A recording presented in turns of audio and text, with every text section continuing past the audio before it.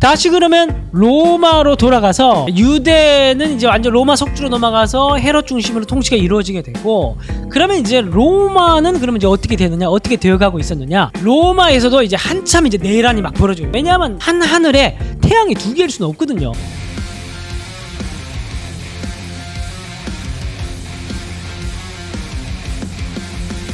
이게 바로 삼두정치, 연속되는 두 개의 삼두정치 이야기 아닙니까? 그래서 로마에서도 세기의 전투들이 벌어지는데, 바로 첫 번째 전투가 삼두정치에서 두 명이 남게 되죠. 바로 카이사르와 폼페이우스입니다.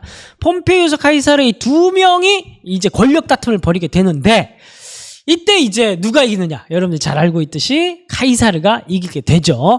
그리고 난 뒤에 카이사르가 어떻게 됩니까? 이기고 난 이후에 얼마 뒤에 암살당해서 죽게 됩니다. 카이사르가 암살당해서 죽고 그 다음 해에 헤롯 안티파테르도 암살당해서 죽어요. 거의 같은 해입니다. 거의 비슷한 어떤 시기예요. 그래서 카이사르가 암살당해서 죽고 난 이후에 그의 유언장을 뜯어보니까 어떻게 됐어요? 옥타비아누스. 야, 옥타비아누스가 누구야? 로마 시민들이 다 그렇게 얘기를 했어요. 그렇게 무명에 묻혀 있었던 사람인데, 청년이었는데, 그 카이사르가 죽고 난 뒤에 유언장을 딱 공개를, 변호사가 유언장을 공개하니까 옥타비아누스에게 자기의 재산과 명예와 가문의 이름을 물려준 거예요. 그러니까 갑자기, 근데 이 카이사르가 죽고 난 이후에 로마 시민들이 너무 슬퍼하니까 원로원에서 카이사르를 신으로 승격시킵니다. 신으로 추앙을 합니다. 신격화시켜요. 그러니까 옥타비아누스는 자동적으로 로마 안에서는 신의 아들이 된 거예요. 신의 아들이 되고 카이사르의 성을 받게 되고 재산을 받고 카이사르의 군단을 받으니까 하루아침에 옥타비아누스가 거의 로마의 제1인자가 된 겁니다. 근데 원래 실세는 누구였냐면 카이사르의 오른팔이었다, 함께 전장을 누볐던 오른팔이었던 안토니우스가 실세였어요. 그래서 이 실세와 그리고 명분을 가지고 있었던 옥타비아누스, 이 두 사람의 싸움이 사실 이제 남아 있었던 거죠. 원래는 그래서 이제 두 사람 중에 이제 처음 바로 싸웠던 게 아니고, 안토니우스는 동방을 맡기로 하고 옥타비아누스는 서방을 맡기로 하고, 갈리아 지방이랑 서로 이제 땅을 나눠 가집니다.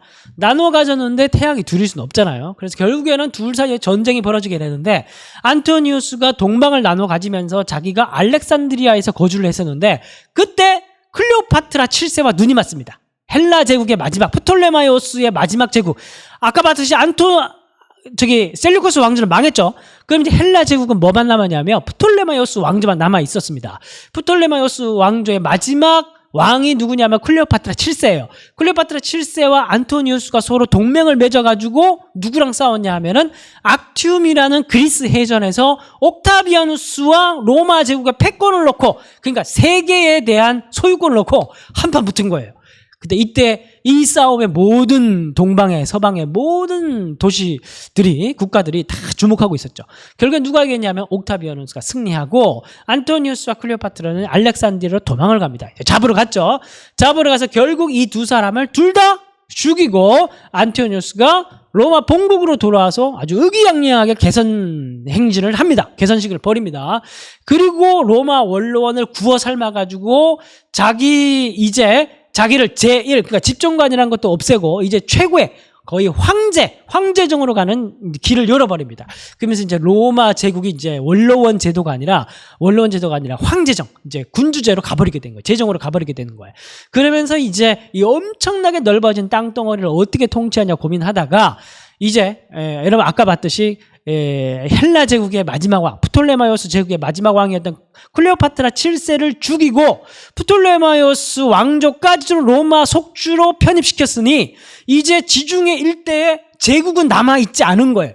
전부 다 로마가 다 집어삼킨 겁니다. 로마의 힘과 로마의 군사력에 의한 평화가 도래하게 되었다는 것을 팍스 로마나라는 말로 만들어서 선언을 하고, 그리고 자기를 뭐라고 올리냐면은 신의 아들, 카이사르의 아들이니까 신의 아들로 승격시켜서 테오스의 아들이란 말은 하나님의 아들이란 말과 같은 말이에요. 그래서 자기를 하나님의 아들로 만들어 놓고 자기를 무슨 명칭으로 부르냐면 임페라토르 아우구스투스 세바스토스 도미니스라는 말로, 도미니스는 라틴어로 주라는 말입니다. 주님 할 때 주님이란 말이고, 세바스토스는 찬양받기에 합당하신 분, 이런 뜻입니다. 아우구스투스는 존귀한 자, 임페라토르는 제1인자, 뭐 이런 뜻이에요. 전부 다 신격화시키는 용어로 자기를 만들어 놓고 사람들이 자기를 위해서 예배하고 찬양하고 그렇게 하게 만듭니다. 그래서 모든 속주마다 자기를 위한 도시들. 그러니까 여러분 성경에 보면 가이사랴가 나오죠. 가이사랴가 카이사르를 위한 도시 이런 뜻이에요. 그러니까 이 사람이 성을 카이사르로 받았잖아요. 그러니까 옥타비아누스를 위한 도시예요. 그 옥타비아누스에게 헌정하는 도시란 말입니다. 거기는 반드시 황제 신전이 세워지게 돼 있어요. 그래서 가이사랴 항구를 딱 들어오면은 등대가 있고 등대를 보면서 들어와서 정박을 하면은 바로 앞에 황제 신전이 있습니다. 그럴 정도로 이제는 종교 프로그램을 통해서 자기를 하나님과 같이 높여가지고 종교 프로그램을 통해서 지중해 전혀 세계 전체를 다스리는 방식으로 제국을 세웠던 거예요. 아시리아, 바빌로니아, 페르시아, 그 다음에 헬라, 그다음 로마 제국까지 왔을 때는 어떤 일이 벌어졌냐면은 이제 인간 제국이 거의 하나님과 같이 높아져가지고 자기가 신으로 추앙시켜가지고 자기에게 예배드리면서 모든 제국을 다스리는 방식으로 그렇게 진화된 방식으로 제국을 통치하는 방식으로 완성됐다는 겁니다. 그야말로 적그리스도 시대가 된 거예요. 정말 최악의 시대가 된 겁니다. 이제 황제 황제 숭배를 중심으로 로마 제국을 통치하는 시대가 된 거예요. 질문을 던져봐야 되죠. 이제 마지막 질문입니다. 하나님은 그럼 뭘 하고 계셨을까? 이렇게 적그리스도가, 이렇게 하나님 나라 대적자들이 하나님의 이름 팔면서 자기를 하나님의 아들이라고 얘기를 하면서, 그러면서 자기를 신격화시키는 이 로마 시대에 정말 최악의 짐승, 그 요한계시록에 나오는 마지막 짐승 같은 그 바다에서 나온 짐승, 그 짐승이 통치하고 다스리는 이 세계 가운데 과연 하나님께서 뭘 하고 계시는가? 진짜 이 세계는 정말 암울한 시대 아닙니까? 이때까지 성경 역사를 쭉 봤지만은 정말 최악의 시대 아닙니까? 최종 보스, 가짜 하나님의 아들이 나왔고, 그 다음에 유아 학살을 벌일 정도, 자기의 통치권을 위해서라면 유아 학살을 벌일 정도로 잔혹한 가혹한 통치자가 통치하는 유대 사회였고, 또한 이 알렉산더를 통해서 온 세계에 뭐가 이제 도래했습니까? 헬레니즘 세계가 돼버렸잖아요. 영적으로 기근이 된 겁니다. 퇴폐적이고 타락하고 쾌락주의적이고 인간을 신격화시키는 그런 어떤 영적으로 완전히 무너져 있는 그런 세계가 돼버렸습니다. 이런 세계 가운데 과연 하나님께서는 지금까지 열심히 역사하신 것처럼 보이셨던 그 성경 안에서의 역사를 주관하셨던 하나님은 과연 로마가 지배하는 이 세계, 팍스 로마나가 돼버린 이 세계에 하나님께서는 과연 무엇을 하고 계셨을까? 우리가 눈에 보이는 거는 그렇게 이제 막 제국이, 인간의 힘이 대단해 보이고, 돈의 힘이 대단해 보이고, 제국의 힘이 대단해 보이고, 사람의 힘이 위대해 보이지만 사실 그 한꺼풀 넘어 그 속사정으로 들어가서 숨어있는 그림을 찾아보면은 하나님께서 사실은 늘 어떤 경우에도 놀랍게 하나님께서 역사를 준비해 오시면서 하나님의 방식으로 지혜롭게 능력 있게 이끌어 오고 계시다는 사실을 우리는 알 수가 있습니다. 놀라운 거 뭔지 아십니까? 이미 오래전에 하나님께서 프톨레마이오스 왕조가 처음 시작될 때, 그때 여러분 그 알렉산더 대왕을 통해서 알렉산드리아가 세워지고 거기에 알렉산드리아 대도서관이 세워졌죠. 대도서관 관장을 세워서 프톨레마이오스 2세가 대도서관 관장을 중심으로 해서 이집트에 가까이에 있는 유대인들을 이해하고 싶다. 저 사람들이 보고 있는 그 율법책, 그리고 그 사람들이 보고 있는 선지자들의 글, 이런 것들을 이해하고 싶다. 그래서 거기는 장로들을 초대해가지고 아주 오랜 기간 동안에 헬라어로 히브리어 성경을 번역하게 만듭니다. 그게 바로 70인경이에요. 최초의 성경 번역본이 탄생하게 된 겁니다. 근데 여러분, 이거는 그냥 여러분 지내볼 게 아니라 이때 당시에 제국의 표준 언어가 헬라어였다는 사실을 여러분 기억하셔야 됩니다. 저렇게 로마 시대에 쫙 퍼져 있었는데 여기에 곳곳에 유대인들이 다 흩어져 있었고 유대인 회당들이 다 있었고, 저 사람들은 저 시대 당시에 헬라어를 사용하는 동네에서 태어나서 유대인들이지만 헬라어를 사용하고 있었고, 여기에 이제 필사된 70인경 헬라어 구약 성경들이 다 배포가 된 겁니다. 그리고 이 시대 당시에는 아까 얘기를 했듯이 헬레니즘 시대로 인하여서 영적으로 엄청난 기근이었어요. 사람들이 다 퇴폐적이고 타락한 시대였습니다. 동성애가 만연했고, 그러니까 그 시대 당시에도 이 사람들이 하나님의 양심, 하나님의 형상을 닮은 인간들이 마음속에 양심이라는 게 있었기 때문에 뭔가 거룩하고 도덕적인 거, 우월한 것을 막 찾아 돌아다녔던 소수의 사람들이 있었습니다. 그 사람들의 가만 보니까 유대인들이 너무너무 다른 어떤 민족이나 다른 종교들이나 이런 거에 비교해서 너무너무 고귀하고 우월해 보였던 겁니다. 그래서 유대교의 매력에 빠져가지고 많은 사람들이 유대인들의 회당에 들어와가지고 무엇을 공부하고 공부하고 있었냐면은 70인경 헬라어로 번역된 구약 성경을 유대인 랍비들이 성경 공부시켜주는 걸 같이 듣고 있었어요. 그러면서 이방인들이 많은 돈을 후원을 하고 있었고, 이게 바로 바울이 나중에 복음을 전할 때 귀부인들, 따르는 귀부인들, 바로 그런 사람들입니다. 근데 역사학자들이 이 성경에서 이 사람들을 경건한 이방인, 루디아 같은 사람들이에요. 경건한 이방인들이라 부르고, 1세기 당 이 사람들은 하나님을 경외하는 자, 이렇게 또 부르기도 합니다. 이 사람들이 50만 명에서 많게는 100만 명이 있었다고 그래요. 네로 황제 시대 때 네로 황제의 와이프가 유대교에 심취해 있었던 경건한 이방인이었습니다. 그래서 네로 황제 같은 경우에는 유대인들은 핍박하지 않고 기독교인만 핍박하지 않습니까? 그러니까 이 50만 명이나 돼서 100만 명이나 되는 사람들이 이 로마 제국에 쫙 퍼져 있었던 거예요. 여러분 놀라운 거 뭔지 아십니까? 이 사람들이 이미 구약 성경, 헬라어 성경을 통해서 이미 뭘 기다리고 있는 겁니까? 메시아에 대한 얘기를 기다리고 있었던 겁니다. 예? 그런데 여기에서 유대인들이 한 일은 하나도 없어요. 하나님께서 이방인을 통해서 성경을 번역해가지고 다 뿌려놓은 겁니다. 이게 역사적 우연입니까? 예? 그리고 나중에 예수님께서 오시고 난 이후에 변화된 바울이 헬라어도 할 줄 알죠. 아람어도 할 줄 알죠. 히브리어도 할 줄 알죠.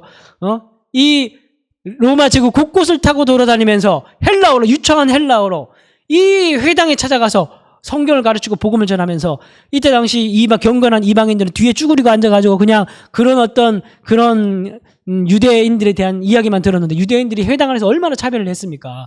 자기네들 할례를 받아야 구원을 얻는다고 얘기를 하고 막 이랬는데, 바울은 가가지고 믿음으로 성령만 받으면, 너희들은 얼마 전에 없고 우리를 위해서 죽으시고 부활하신 예수님을 믿고 성령만 받으면 모든 자들이 다 하나님의 아브라함의 자손이 될 수 있다고 얘기를 하니까, 유대인들은 저 이단 잡아내라 그러지만 뒤에 앉았던 그 이방인, 그 거룩한 이방인 50만 명에서 100만 명 되는 사람들이 전부 다 할렐루야 아멘 하면서 바울을 다 뒤쫓기 시작하는 겁니다. 그러니까 사도행전에서 계속 반복해서 나오는 게, 유대인들이 바울을 시기하여, 유대인들이 바울의 일행을 시기하여 돌로 치고 핍박하고 막 그랬던 게 뭐냐면, 이 사람들을 후원하면서 따랐던 많은 팔로워들이, 돈 많이 후원하면서 따랐던 많은 경건한 이방인들이 전부 다 바울에게 다 갖다 붙은 거예요. 하나님이 다 세팅을 해놓은 겁니다. 예? 추수할 곡식들이 쫙 있었던 거예요. 겉보기에는 로마가 통치하는 것 같고, 겉보기에는 헤롯 악독한 통치자가 혼자 다 먹는 것 같고, 예? 겉보기에는 헬레니즘이 만연해가지고 온데 사방팔방 다 동성애, 다 퇴폐적이고 타락하고 다 이 종말이 온 것 같지만, 막상 그 속에 하나하나 들어가 보면 하나님께서 놀라운 일을 행하셨다는 거예요. 예? 근데 이게 언제? 예수께서 오셔서 죽으시고 부활하시고 복음 사역을 완성하시고, 그 짧은 기간 안에 완성하시고, 그리고 성령이 오셔서 제자들을, 많지도 않아요, 쫙 뿌리기 시작했을 때 성령께서, 그 하나님께서 오랜 기간 동안에 뿌려놨던 그 알곡들을 다 추수해가지고 하나님의 백성으로 만드시는 거예요. 네? 눈에 보이진 않지만 하나님의 카이로스, 때가 참해, 하나님의 때가 되니까 다 걷어지는 겁니다. 뿐만 아닙니다. 로마도 그냥 있는 게 아니에요. 로마도 하나님께서 쓰십니다. 여러분 화면에 보시면은 저 빨간 줄이 다 로마의 도로입니다. 로마가 이때 당시에 교통, 그러니까 어느 속주에 무슨 일이 벌어지면 언제든 출동해서 진압할 수 있도록 철저하게 도로랑 이런 걸 다 닦아놨어요. 그리고 안전하게 그 모든 도로망들을 다 닦아놨습니다. 이 도로를 얼마나 튼튼했든지 이 도로가 아직까지도 있어요. 아직까지도 로마의 도로가 유지되어 있습니다. 한국도로공사가 가서 배워야 돼요. 예? 이 도로를 다 돌아다니면서 바울이 복음을 전파했다는 건 아닙니까? 정말 이제 이 모든 제국의 이야기, 다 쓸모없어 보이지만 이 모든 제국의 이야기의 끝에는 예수님이 있었고, 아브라함, 모세, 다윗 언약, 이 언약의 차례대로 점진적으로 완성되는 이 마지막 끝에도 예수님이 계셨던 거예요. 그래서 때가 참에 예수께서 오셔서 그 죽으시고 부활하시는 복음 사건을 통해서 이제 이때까지 답답하고 언제 사이다를 줄 거냐, 언제 우리 계속 고구마만 먹을 것이냐, 그러면서 막 죽은 순교자들이 막 가슴을 치며 하늘에서 하나님 보좌 밑에서 계시록 보면 그러잖아요. 막 그러고 있을 때 하나님께서 조금만 기다려라, 조금만 기다려라, 조금만 기다려라, 그러면서 카이로스, 때가 참에, 이 때라는 말은 헬라어로 카이로스입니다. 하나님의 때가 차서 쫙 그 아들을 보내서 여자에게서 나게 하시며, 그러면서 이제 갑자기 하나님의 역사가 시작되는 거예요. 재밌죠?